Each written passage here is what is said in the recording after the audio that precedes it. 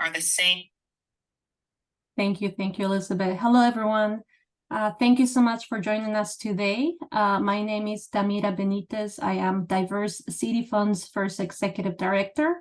I'm joined by an amazing group of leaders here with me today, which we'll tell you who they are if you don't know them yet in a second. I'm also joined by Elizabeth Tibero, my partner in the work of liberation that we do at Diverse City Fund. It is my honor and my pleasure to be here with you today. Elizabeth and I are going to be your Zoom DJs. This space is for CCB, the campaign to close the central cell block, to share with y'all why is it that this campaign is important and why is it that they need our support. So we're going to be here in the capacity of just making sure we create a space for this conversation to take place.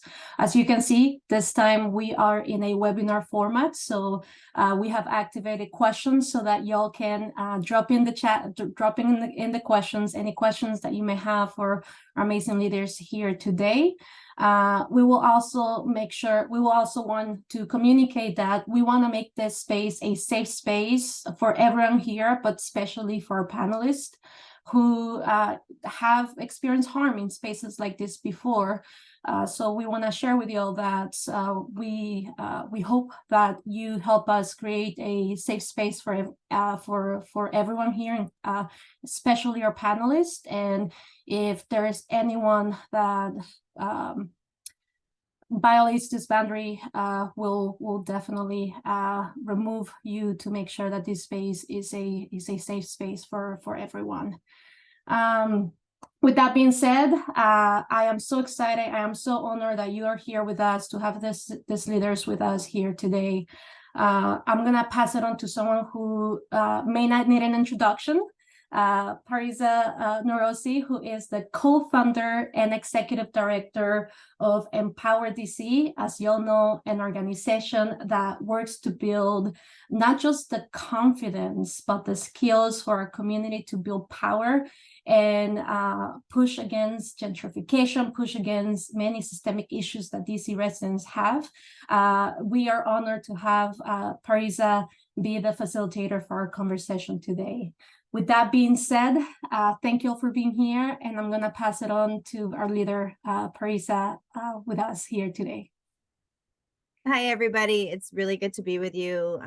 Thank you for the intro. As stated, I'm Parisa Norosi with Empower DC, and I'm proud to be helping out with this event today to uplift the great work of Who Speaks for Me and Close Central Cell Block, and the great work of our panelists who have provided such important leadership on critical issues.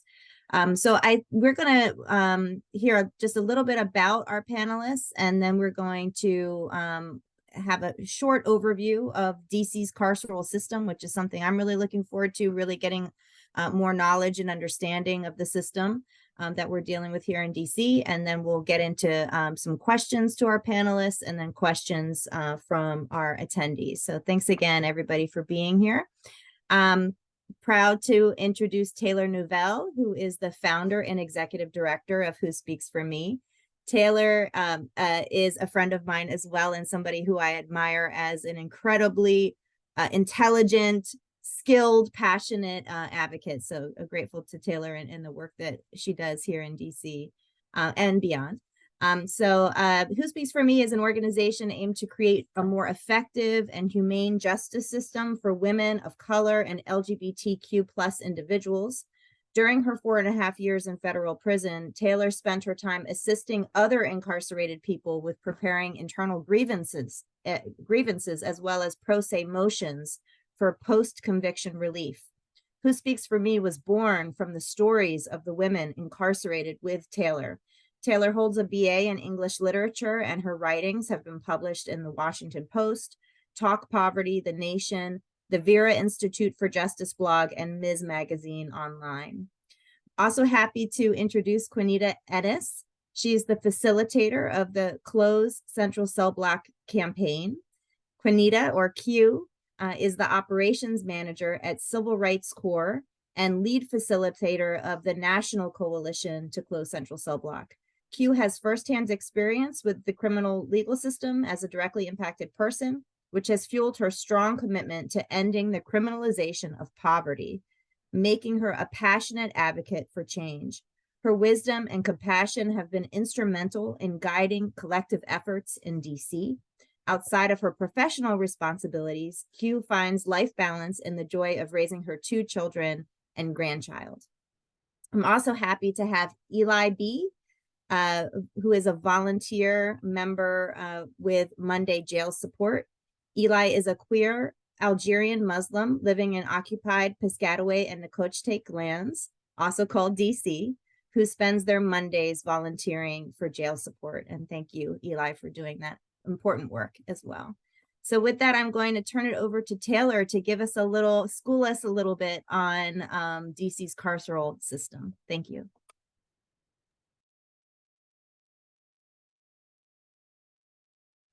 Hi, everyone. I'm Taylar Nuevelle, and this has been a project of mine for at least 3 years since COVID started, and I knew that it was going to impact our community worse because of the conditions of CCB. So I'm going to share my screen right now as we walk through very quickly what is involved when someone is arrested in DC and how they end up at CCB. And then we'll go from there to talk about conditions and what our plans are. So just give me a second, bear with me. I'm not always the best at sharing my screen, so let's see what happens. Oh, first I have to pull up the document.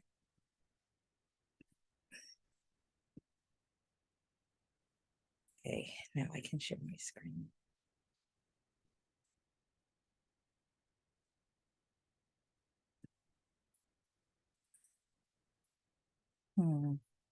Okay.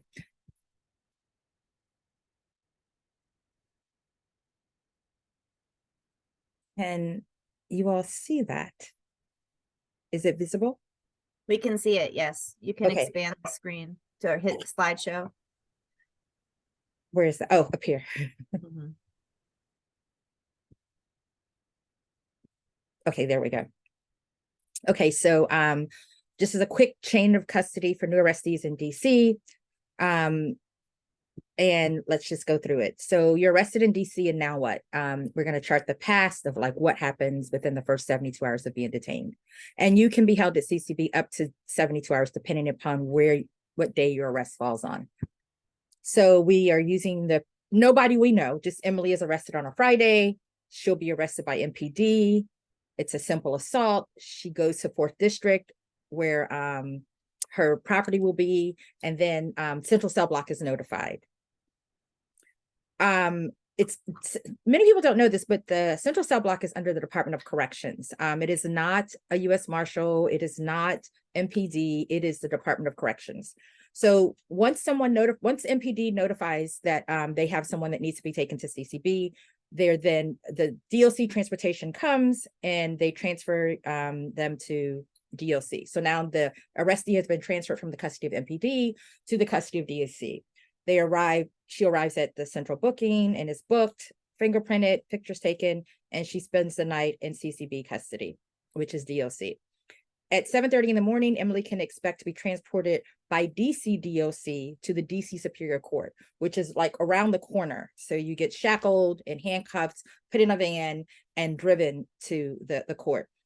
Once there, the U.S. Marshals take custody. So they literally like hand you off from DOC to U.S. Marshals, who then change out your handcuffs and your shackles, and you're placed in a cell block with other new arrestees.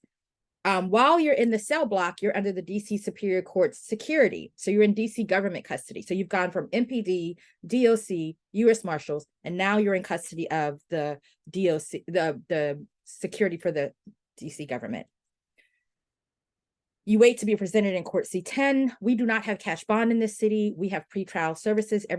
My dog wants me to play catch right now, sorry. Everybody, we're not doing that. Everybody goes to court C10, whether they're cited and released or whatever. When you get charged, that's where your presentation is. It's not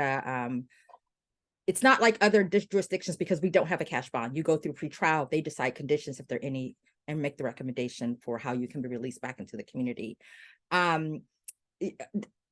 you know, Emily is released, deemed appropriate for general conditions set out by pretrial services, which is not the local probation department. It's its own entity. So this is just a quick overview of what happens. Just you can see from the screen, it's DC Metropolitan Police, it's DOC, it's US Marshals. A lot of entities touch you when you are arrested in DC. It's not as simple, and then you have to like make your way back to where your property is. And so there are lots of reasons to close Central Cell Block. This is one of the many reasons. And at the end, we can take questions about this. And if you want access to this document, it is on the CCB website. And I'm going to stop sharing my screen now. And I hope that gave you all an overview. It did. Thank you. That was helpful just to get, you know, a little bit of that, a peek into the system, which I know there's a lot more detail we're about to learn. So I am going to start leading off some questions to our panelists. And the first question is, why is it important to close down Central Cell Block now? What is the urgency of now? And maybe Taylar, we could start with you and then go to Q. And then Eli. Oh, we're going to start with me? Okay. So things are escalating at CCB. There was a death about 3 weeks ago, and it's still, quote, under investigation. It's not the first death at CCB, but we can see that the conditions are deteriorating. For example, and we're devastated that this happened, but we're not surprised, right? It's just a matter of time when you have those kind of conditions and people not having checks and balances on themselves. You're disappeared when you're there. So it used to be they would bring water around in a jug and pour it into your cup, right? Now they're making people drink water from the unit. It's a toilet and a sink. So that's very unhygienic. And it's not just about the conditions, right? Because you could get a new place, but the person that died in custody, we know because we have an eyewitness, they were asking for help over and over again. And the guards didn't come until the person fell out and hit their head on the toilet. And so this is something that could have been prevented, but it's not a priority. There are no cameras. There's nothing to press in your cell to say, I'm having a medical emergency. You really have to use your voice. I hope someone's going to hear you. And so there's that. You can change the conditions, but we have to change the mentality. The DOC has to put standards in place for their staff at CCB, because changing the location doesn't mean that they're going to be paying attention. And to be arrested and to die, you know, before you, not that you should die when you're in custody and been charged, but imagine, you know, being arrested and thinking, you know, I'm going to court the next day, and you get sick and nobody comes to help you. So that's a part of it. And I just want to mention, and then Quinita and Q and Eli will go over like more details about what's happening. But Councilmember Pinto wants to close Central Cell Block down and temporarily open up another location while they repair the dilapidated space. And make no mistake, this is over 100 years old, this building, and there's no way to repair it. But more importantly, she's saying that because neighbors are concerned, if they close the Central Cell Block down to make changes, they're concerned about people being released directly from the detainment instead of going to court. And we saw, and Eli and Q will get more into this, we saw during COVID that people were released directly from Central Cell Block because they appeared by WebEx, meaning that it limited them, it limited the number of times they were handled by people, the number of times they're being put in handcuffs. And also when people go to court from Central Cell Block, they're shackled the entire time. Their ankles are never freed. They sit like that for hours, and that causes a lot of problems. So we don't support the idea of closing Central Cell Block to repair it and then putting people in a place where they can't be released directly from detainment. And we'll get more into cite and release as we go on. I hope that answers your question, Parisa. Thank you, Taylar. And sorry if I mixed up the order you all were expecting, but I appreciate you diving in there. And so Q, yeah, please add to this conversation. Why is it important to close down Central Cell Block now? First, thank you all for joining us today, because you could be somewhere else. So thank you for taking that time to listen to what we're saying, what we're trying to do in our community. Just to add a little bit to what Taylar was saying is that the solution that Pentos is suggesting is a Band-Aid. It's a temporary fix. We don't need Band-Aids. We need solutions that last and that will be sustainable. Like, to spend resources in redoing a building that is that old doesn't make sense when the community needs these resources to be used for other things. We are in the midst of inflation and where people are hurting and homeless and things like that. Like, so it would make sense to, like, why pour money, resources into that when there's other things that we need that would support and revive our community to make us safe. So, like, the temporary solution, a Band-Aid of saying, let's just refix it and then put them there. And as we'll continue to talk about during this hour about, like, the site and release. So if we know that this is possible to do, why would you want to hold someone in those conditions for any amount of time? We say, like, that 72 hours. 72 hours is a long time. I liken it to like when your internet goes out for 30 minutes. It's frustrating and you feel discombobulated. Imagine that feeling times 72 hours, what it can do to an individual being separated from their family, from their children, from their home.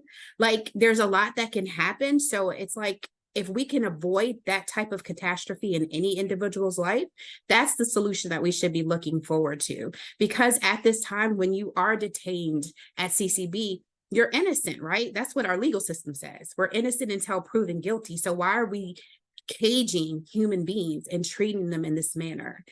I don't know if anyone paid attention to, like, the reel that was playing about the story about the lady who had the roaches crawling up her body. Can you imagine that right now? Can you imagine that feeling? And to know that they entered her body, all because she was in that facility. This isn't 2002. This is 2020, 21, 22, and 23. These are still going on. That's inhumane treatment. It should sicken us all because no one should be treated like that. Regardless of your circumstance, we are still human beings and we should be treated as such. I'll turn it over to Eli. Hello, can everyone hear me all right? Perfect. And thank you. Yeah, thanks everyone for being here today. To the point of why it is important to close it down, I think the word now is, like, not necessary. It was always important to close it down. Like Taylar has said, this kind of work started back when we knew that the COVID pandemic was going to be especially terrible for folks in these sort of situations where you're all packed in like sardines and there's no care for COVID cautiousness. But even prior to then, of course, the work has been going on and people have needed this facility to be shut down. And also to Q's point, and also Taylar touched on it as well, of like the Band-Aid solution of having a separate location prepared for detainees to be put into while they're fixing CCB. That's a whole lot of waste of resources, right? Like, why are we spending so much money to make a new jail, essentially? I mean, jail used loosely, because again, folks in CCB are not charged with anything. You're not going to jail for a crime. You are being detained. You are being held until you can be charged. So first, you're being detained at a location that isn't even where you're going to be released from, or even where you can see the judges. And then secondly, all of this money is going to this new facility, as a lot more money is going to fix this old facility, when all of this money doesn't need to be put at all. Like, we saw during the pandemic that it was possible for individuals to see judges remotely, to enter their arraignments via WebEx, to be cited and released instead of having to be detained for unnecessary long periods of time. And back to the 72 hours thing as well, as Taylar had mentioned, for example, if you get arrested on a Friday after the cutoff time, usually the cutoff time every day is at 12. So if you're arrested at 12, or if you're arrested after 12, if your paperwork doesn't come through in time, that means you're not on the docket for arraignment the following day. You're on the docket for the arraignment the next day. And so if you get arrested earlier in the morning, it's possible for a same day release. But for the most part, folks who miss the cutoff time, they're being held an additional night. And then there are no arraignments on Sundays. So if you're arrested on a Saturday after cutoff time, you're not seeing a judge until Monday. And it's very arbitrary. You know, the COs and the marshals and the judges, they determine the order. But some of the folks who are no papered, they know that you're no papered at 8 a.m., but they maybe don't release you until 5 p.m. or until 6 p.m. So you're messing with people's lives. They are missing important things, like they're maybe missing a job. Maybe they were supposed to be picking up their kids from somewhere. Maybe they were supposed to move their car by a certain time because of parking. And now when they get released, they have a ticket, you know? So you're messing up people's lives. And then at the end of it, there's no charge, or you're no papered, or the case was dismissed. 50% of cases that get seen by the judge are no papered, are dismissed, have no charge. And so that is a ridiculous amount of people that you're just messing around with their lives like this.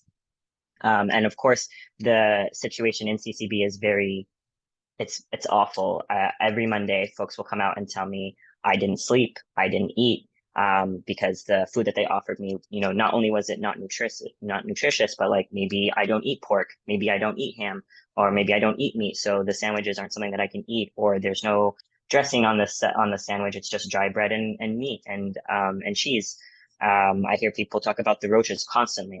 They're always mentioning the roaches. One woman coming out said that when she entered her cell, she looked up and she saw that somebody who had been in the cell previously had thrown a piece of the cheese from their sandwich. They didn't want to eat it. They threw it to the ceiling and it stuck. And there was 8 roaches circling around the cheese and eating it. And she asked the CO, can you clean it?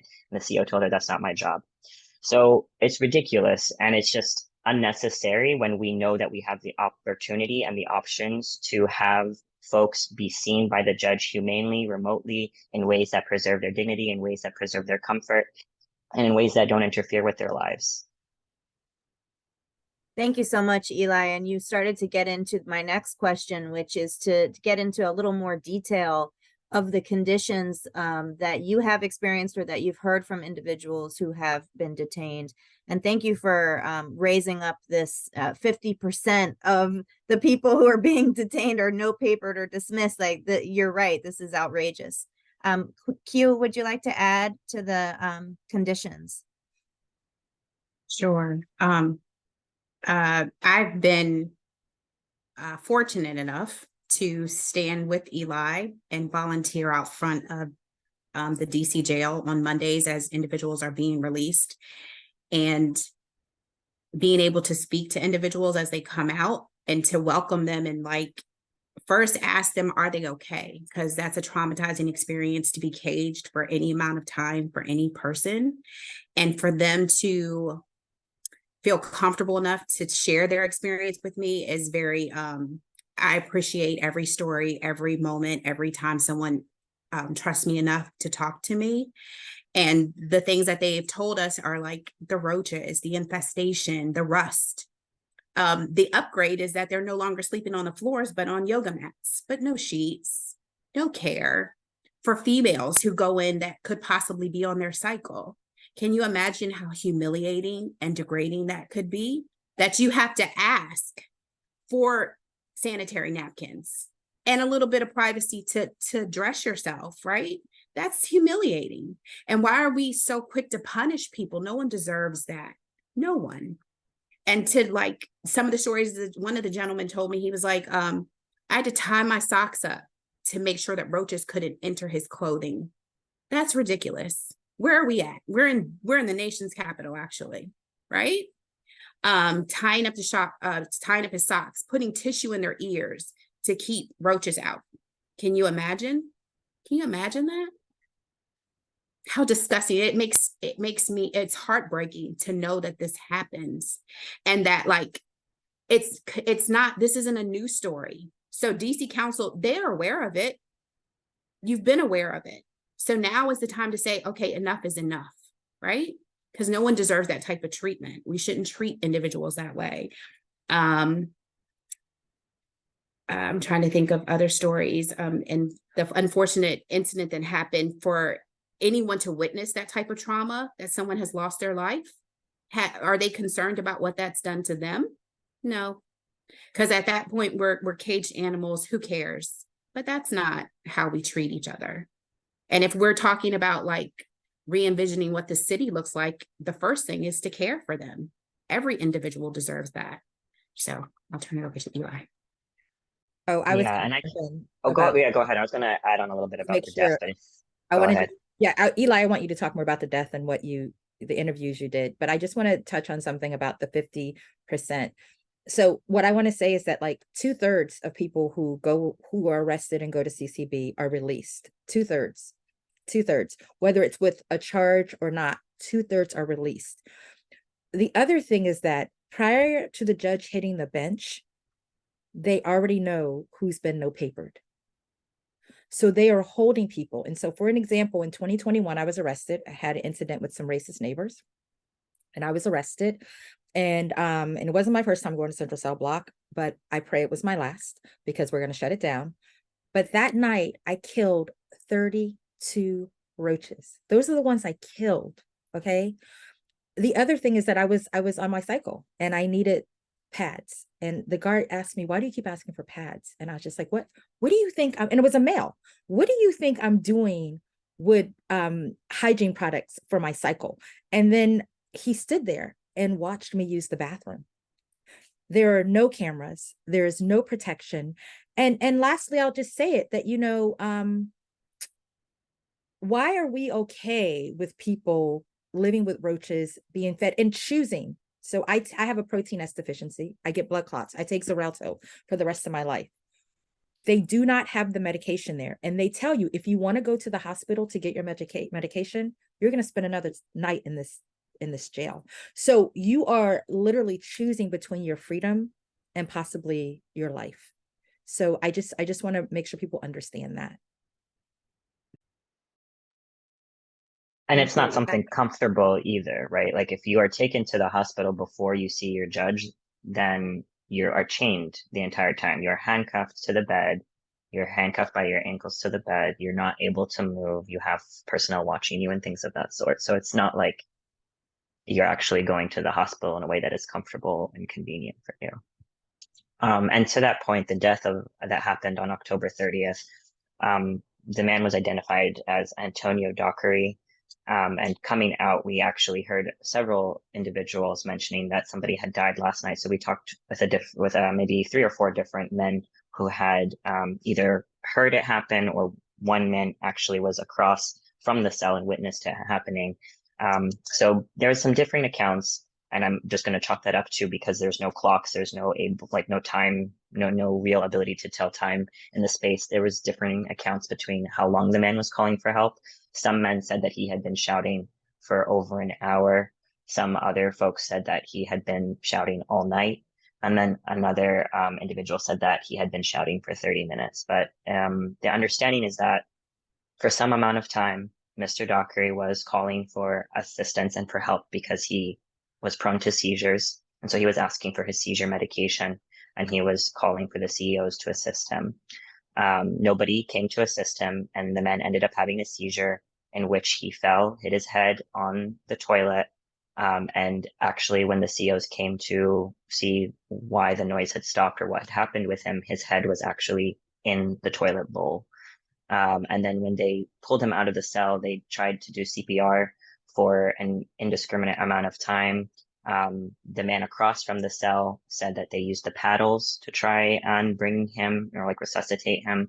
And then after that point, an ambulance was called. And then sometime, I think it was 4:10 a.m., he was pronounced dead. And so that is something that shouldn't happen ever. Obviously, it's not the first death, and hopefully it will be the last one if we can get this shut down before something like this happens again. But it should never happen in any circumstances. And so to witness that, to hear that happen can be very traumatic. And obviously going through it, I mean, there's the family. I personally haven't been able to make any contact with the family, but maybe that will be touched on later. I'm not sure, but for the most part, I'm sure that the family is experiencing trauma. this person's life didn't need to be lost. Like, it was unnecessary, because if you were tending to these folks as if they were humans and not as if they were numbers or as they were animals in cages, when the person first started asking for their medication, your first instinct would be to give it to them, right? Would be to meet the need that is being requested. So that is what happened Monday the 30th. As folks were coming out, that was some of the information that we heard. But some other things that we hear from folks coming out is that the temperature often is very drastic. So sometimes in the summer it's very hot, sometimes in the winter it's very cold. They get to decide when to put on the heat or when to put on the air, and how much they get to allow the folks inside to be like comfortable in that sort of temperature. They get to control that. They also, again, talking a lot about the roaches, the uncleanliness, the water, which, as Taylar mentioned, used to come from a communal jug, which is also very stressful during COVID times, because you don't know any of the people that you are locked up with. You don't know their exposures. You don't know, who they're engaging with, and you're all drinking from the same thing. But more recently, we've heard that the sink that is attached to the toilet is now where folks are told to get their water from. And so a lot of the times when folks come out, they'll say, I didn't want to drink. That water is not up to my, level of what I want to put in my body. And so I did not drink all weekend, or I didn't drink the whole night, or I didn't eat the whole night. And a lot of folks will tell me, I didn't sleep. Like Taylar was saying, she killed 32.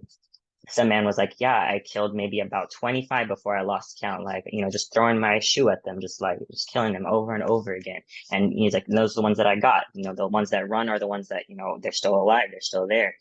And so kind of that hypervigilance of having to stay awake all night to make sure that the roaches aren't crawling into your body, aren't crawling into the open, because, they like moist openings. So if you sleep, maybe your mouth falls open, you could wake up with a roach in your mouth. We hear the one about putting stuffing or like toilet paper in their ears a lot. A lot of people will do that. And then also, like how Taylar was mentioning, there's the lack of privacy for folks to use the bathroom, for folks to clean themselves. And then again, the health issue of if you do have medicine, or if you do have maybe you were arrested during a physical assault, so you have some cuts or some scrapes or a bruise or a sprain of some kind, and you have to decide whether you want to get that care and then possibly see the judge the next day and lose another whole day, or just go straight to CCB and then see the judge in the morning. And so those are decisions that people should not have to make, especially when you haven't been charged with anything yet. And again, like this isn't to say that like once you're charged with a crime, you should be treated inhumanely. Absolutely not. The treatment should be the same across everybody. But for a country that prides itself on saying like innocent until proven guilty, we sure have a hell of a way of the way that we treat those folks when they're being detained. Thank you so much for adding that detail. We can really visualize this just insane, scary, traumatizing environment that you're talking about. Share now some of the vision that you all have for how things will work and how things will change when Central Cell Block is closed. Q, would you like to start with that one? A little bit, and then I'll kick it over to Taylar because she knows more about that plan. And I'll just add that, like, for me, it reads as like a power situation, right? If you have the power and you read, like, we're going to release this person, then why hold them? Why treat any individual that way? So it's like, if you have the power to make change, then do it. Stop talking about what we're going to do tomorrow and let's do it now, because it's senseless. Hearing and knowing that there was a loss of life, one is too many. You don't want to hear one airplane dropping out of the sky. So it's unacceptable to have one loss of life, period. And there have been others. And just to know that the treatment, this happens to the people that are in there. They come out with their life, thank God, but they're traumatized in other ways that we can avoid. If we can create a situation where people don't have to continue to be traumatized from life, we should be working towards that. That should be our goal. How we get there, Taylor's going to take that part and tell you. So like Eli and I mentioned, you know, in 2020, we were not a group together. We were sort of working in silos. I was going in and doing my own court watch during COVID because I wanted to see what was happening in Court C10. I wanted to look at the hygiene and how the marshals handled people.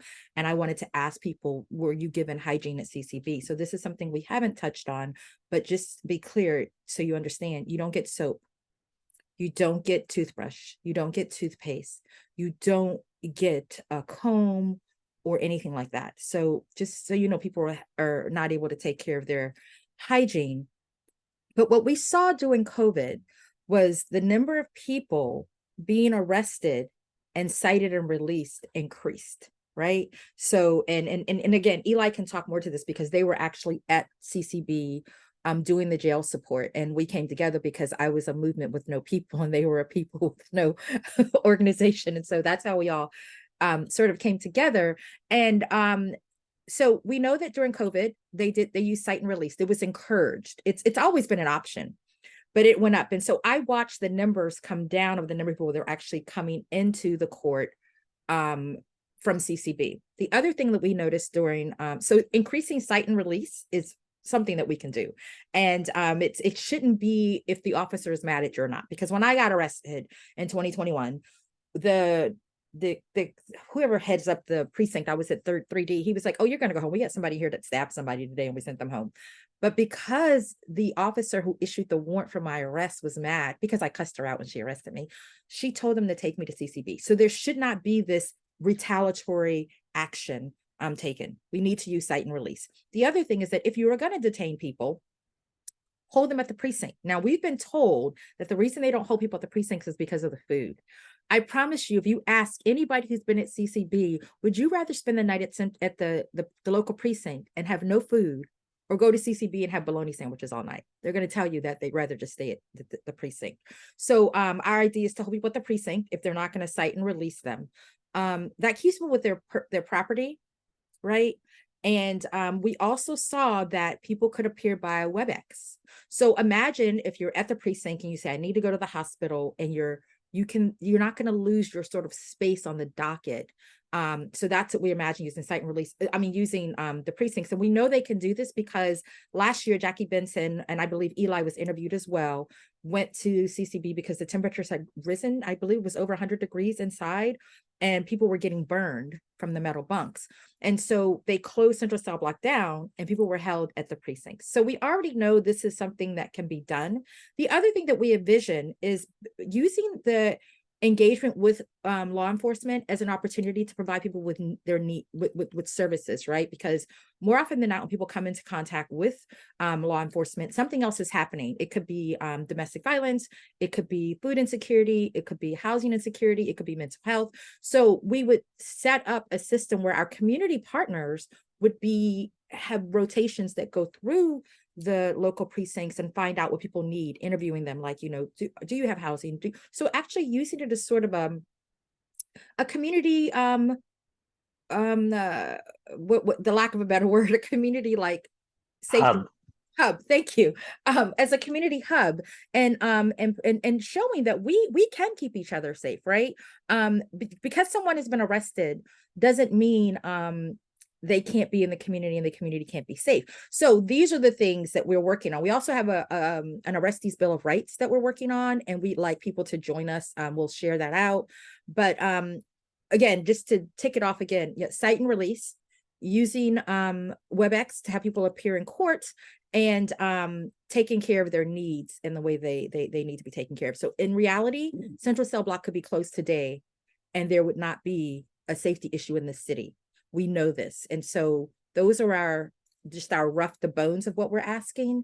And quite frankly, if the city's not willing to do it, then it is a human rights violation. We can move and sue. We can sue them, just like happened during COVID because of the conditions at the jail. A judge came down and said that's not acceptable, and it's not acceptable that Central Cell Block is this way. So let's push for closing, cite and release, using the WebEx, and have the judges see people in that way and let people get on with their lives and not have it be derailed because they've been accused of something, or even charged. And that's I don't know if Eli wants to add something, because again, they've been working more on the how we can do this. They've been working more on that than I have. Sure.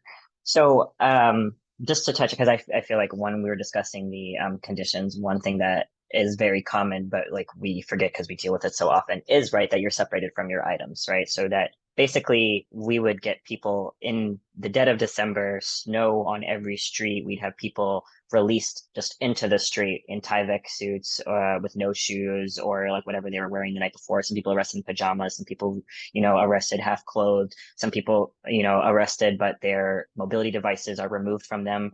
Sometimes they allow you to keep it. And I'm always interested in seeing when it happens, like when somebody comes out in a wheelchair or somebody comes out with a crutch. I'm like, oh, they let you keep your mobility device. That's really great. So I wanted to focus on that a little bit, just because we didn't touch too much on it. But yes, when you get arrested, the precinct that booked you holds your items, holds your shoelaces, holds your keys, holds your phone, your wallet, whatever was on your person when you get arrested. And then when you're released, you're just turned into the street, right? You don't, they tell you where your stuff is, but they don't really provide any sort of support or help to go back to your items. When we were fighting them on the temperatures changing, and being so hot in the summer, that was when really the linchpin began for them to start taking some of these concerns more seriously. And they began partnering with the VOW van, the VOW van, which now runs from about 2 p.m. to about 5 p.m. Monday through Friday, but not on Saturday. So folks getting out on Saturday still don't have any way to get back to their stuff. The VOW van takes releasees to one location in the DC, within the DC city limits. So they don't drive to Virginia, they don't drive to Maryland, but they'll take you either back to your precinct or they'll take you to one other address. Like the drivers, we know them, they're pretty congenial to the releasees. They're not trying to be too, like, they're not trying to make it rougher for the folks getting released. And so if you're saying, oh, I didn't really have anything, maybe just my shoelaces, I don't really want to go back to the precinct, I want to go to my friend's house and get a shower, they'll take you as long as it's in the DC city limits. So one address. That being said, while we appreciate that concession, I guess, that they've given us, it's not enough, right? Because first of all, arraignments begin whenever the government decides to show up, right? So like if the government doesn't show up, like arraignments are supposed to begin at 2. Sometimes the attorneys don't get there until 2:30. Sometimes the government doesn't show until 2:30. So we have this driver waiting for folks to get released when they could begin earlier and begin that process of releasing people earlier. And then his last drive is at, like, he gets off at 5. So if a huge wave of folks come out at like 4:30, like say 5 or 6 releasees get out at 4:30, they all go in the car, he does their paperwork, and then he takes them, and it's going to be a long loop because he's got to, take people to first district, he's got to take people to second, he's got to take people to third, fourth, fifth, sixth. And then by that point, he's not coming back because that's the end of his shift. So people who get released after then, they're shit out of luck. They have to make their own way. They have to find their own way. And then some buses, because of how they've decreased the citations on skipping fares, will let you, if you show your blue band that you were released today, they'll let you ride for free. But the Metro, it's hit or miss. Every single individual Metro employee at the gate gets to determine whether or not they're going to let you ride for free because you were arrested the night prior. And so that introduces a lot of bias, a lot of personal feelings, a lot of internal ways that you feel about a situation or an issue. And then that person now has to have another obstacle to get their stuff back, right? So that being said, because I feel like I didn't quite flesh that out earlier, one of the things we do want to point out, as Taylar said, is utilizing those precincts. Of course, the total goal, right? Abolition, 100%, no jails, no cops, right? But in the meanwhile, the steps to that point is, instead of transferring these people so many times through so many chains of custody, through so many forms, they stay with their items. When they get to the precinct, you get arrested at a precinct, you get held at a precinct. And again, Taylar said, they said the food, they said the space. The space being the issue, stop arresting so many people for bullshit. That's it. Stop harassing Black people. That's it. Like, stop bothering people for no reason. Stop arresting people for no reason. And you will have more space in your precincts to hold the people that actually need to be need to be arrested for whatever level of crime you determined, right? So utilizing the precincts so that when they are released, their items are right there. They don't have to be turned into the street and find their way back. And then, as Taylor said, during COVID, we saw like the dockets nowadays on Mondays, 80 people on the docket, 77 people on the docket on a daily basis. And in COVID times, we saw that number drop to 15, to 20, to 35 because of how they were doing cite and releases. And what cite and release means is that they give you a citation that says what your charge or what you would have been arrested for is, and they release you there on site, letting you know that you have given your promise to return for a virtual arraignment via WebEx. And then if you don't show up to that arraignment, a bench warrant is issued for your arrest because you skipped out on your arraignment. And this was very common during COVID, and it's something that they can return to, which allows people the comfort of going to the arraignment from their homes without missing work, without, having to skip whatever duties or errands they had to do that day to, run their life regularly. So those are kind of the two main ones that we are focusing on. And as Taylor said, if people don't have the money for food, I promise you, if you stop funneling money to CCB, if you close down CCB, with the amount of budgets MPD gets, literally what this year alone, 33 million, wasn't it? Was it 13 or 33? I don't know, some number with a 3 in there. Million was given to MPD this year alone. You can find a space in the budget to feed the people that you detain at your precincts for sure. Thank you all so much. We have one question that has not yet been answered through your, what you've already provided from the chat. And the question is, it says, not that anyone presumed innocent should be detained in such horrible circumstance. But the question is, are those who have been arrested for reasons that include a weapon brought into the same detention as those arrested without a weapon? So I'm assuming we're saying like a violent crime versus a non-violent crime. Taylor? So I'll take that. So first of all, anybody that gets arrested in DC who's not cited and released, be it that you're protesting, be it that you have a weapon, you're going to CCB. Doesn't matter. There's no like, oh, this is a violent accusation. No, everybody goes to CCB. Very eye-opening. Thank you for that. So I think we're at 12:52. We have about 8 minutes left. If anybody else wants to add their questions to the Q&A, please do that. And I want to start moving into some of the final thoughts, but I also have a question about the campaign. And I know you're going to talk a little bit about how can we support, what are the actions being taken. And if you could just give us a little bit of flavor of what is the response thus far, or what are the attitudes that you're confronting when you come to elected officials with this very compelling case that you've made, that it is better, that there's a lot of alternatives to what we're doing right now. What kind of response are you receiving from decision makers at this point? So when Doherty was died in custody, I sent out an email to all the council members, the mayor's office, and addressing it to Pinto, though, because she is our judiciary, the chair of the judiciary. And I got a response back saying that they wanted to meet with us. Now, before it's been, we've met with, I'm going to say the name wrong. Eli, you know who I want to say? Nadu, Brian. Yes, Nadeau. Yes. Nadeau. So we met with Nadeau yes. last year, and she was very much for closing Central Cell Block and supporting our work. And then we had to regroup. But this time, I believe next week, we're meeting with the legislative people from Pinto's office to have a conversation about what a bill would look like. So now that there's been this death, and as Q keeps saying, and I really appreciate that she says this, is that while we don't want anyone to die in custody, it really looks like this man who died is sort of a martyr, if you will. So that's been the response. And I'll say, as far as the mayor is concerned, she's a liar because, and I don't make any apologies saying this, during COVID, I kept pushing the media to ask her what's happening at CCB. And she, in her press conference, said people at CCB are getting masks, they're getting hygiene, they're getting this, they're getting that. And none of that was true. So one of it's been to deflect and to be dishonest, and the other has been to sort of drag their feet. We will know more when we have the meeting next week. And Eli, Quinita, and some people that are backing us from behind the scenes are gonna be in that meeting with us.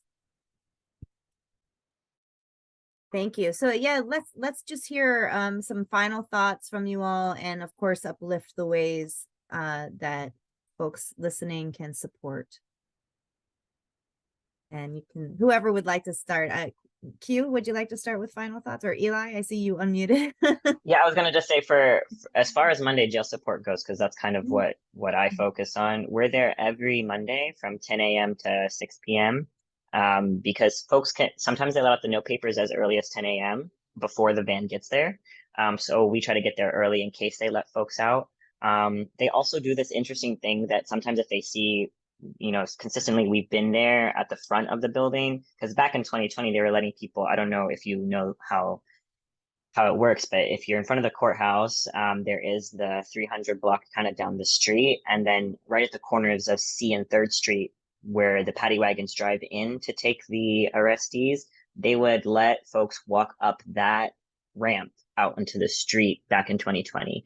And then after COVID, they started letting people out from the front of the courthouse.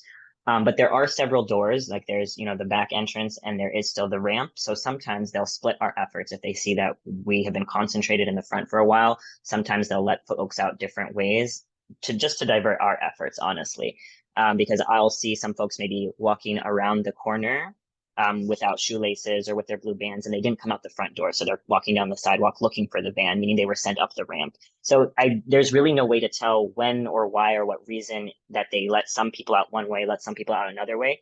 And so it is important to kind of have numbers, because that way we can split our effort. Because if there's only 2 of us, we both want to be together and we're going to be sitting in front of the courthouse. But if there's enough of us, if there's 4 of us, if there's 6 of us, then 3 of us can stay in the front. 3 can go check the other doors and direct them over to where the van is, or give them this. Because what we do is we provide phone calls, we provide cigarettes, we provide hand sanitizer, we provide shoelaces, we provide water, drinks, snacks. And then we listen to them tell their story. We ask them, did you need medical care while you were in there? We ask them, you know, if we see that they have maybe a scratch, something wrong with their eye, some hand wrapped up, we ask them, did that happen inside, or did that happen before you got arrested? Were you able to be taken care of? Did you ask for a nurse? Did you see anybody for any medical attention? And we ask them about the conditions, you know, how did you feel while you were in there? What did you see while you were in there? Anything you want to share with us? And some people, you know, they would just rather not. They would rather just completely ignore us and book it to wherever they need to go. And that's valid too, because that is, again, a very traumatic experience to go through. But for the most part, we really will just, the more folks we have in person, the better. The more phones we have for people to use, the better. The more people we have, then it means the more we can rest. So like if more people show up, then we can take turns rotating out. So it doesn't have to be the same group of people every Monday. So we can take turns. And so that's really the most important thing. And to get involved in that would just to show up to the courthouse on a Monday and speak with me. Wonderful. Q, go ahead. I'll be quick. I would like to say that I don't believe that Mr. Dockery wanted to be a martyr. I'm sure that he wanted to die in peace in his bed, surrounded by his family.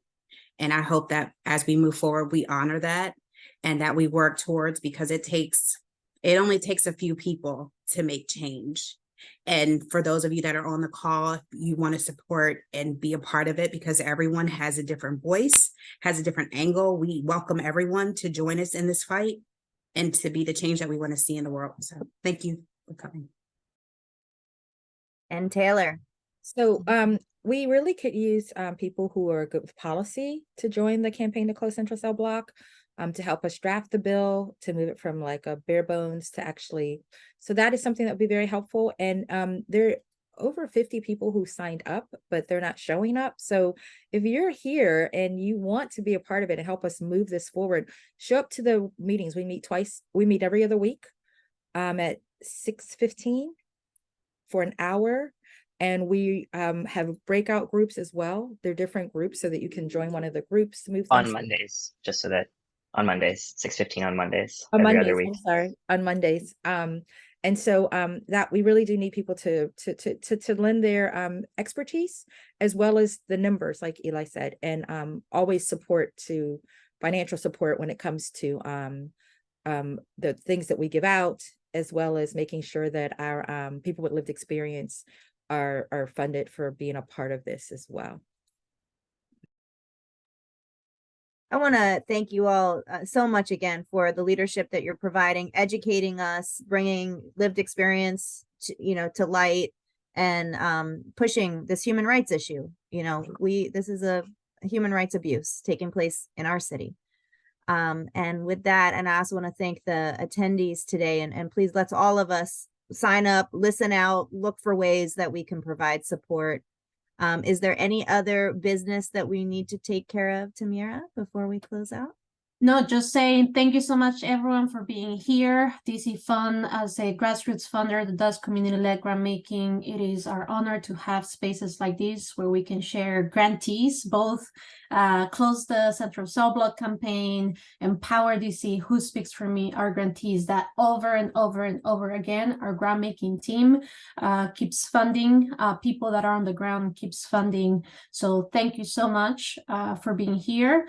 If you have not sign up to join our next Tuesday, November 14th celebration, Elizabeth just shared a link in the chat. We hope to see you there. Taylar, Quinita, and Eli Q, and perhaps Parisa will be there, and you can talk to folks more about this very important issues that we need to be there for, show up for, and support. Also learn more about who we have funded on our website. I know Elizabeth is adding that information as well, and we also share links for Who Speaks for Me, the campaign as well. Please sign up to the newsletter. That's where you're going to find most of information, how to take action, how to plug in, and how to support them, not just with your time, but financially as well. That's all I got. Thank you so much. Thank you, Parisa. You are amazing. Congratulations on 20 years of amazing work. Thank you. 20 more and 100 more to come, because we need to fight these long fights for a very long time. So thank you for your leadership. Thank you, Taylar, Q, and Eli. Thank you for everything. And Elizabeth for being our Zoom DJ. And I just want to thank Parisa for showing up and doing this. And she is one of my closest friends and comrades. And Q and Eli just are amazing. And Tamira and Elizabeth, thank you for giving us this opportunity to highlight the work that we're doing and bringing people together. I really appreciate that. And so we look forward to hearing from everybody. We hope we see you at our next meeting. And let's get this closed down. Thank you all. Let's go. Thanks, everybody. Appreciate you all.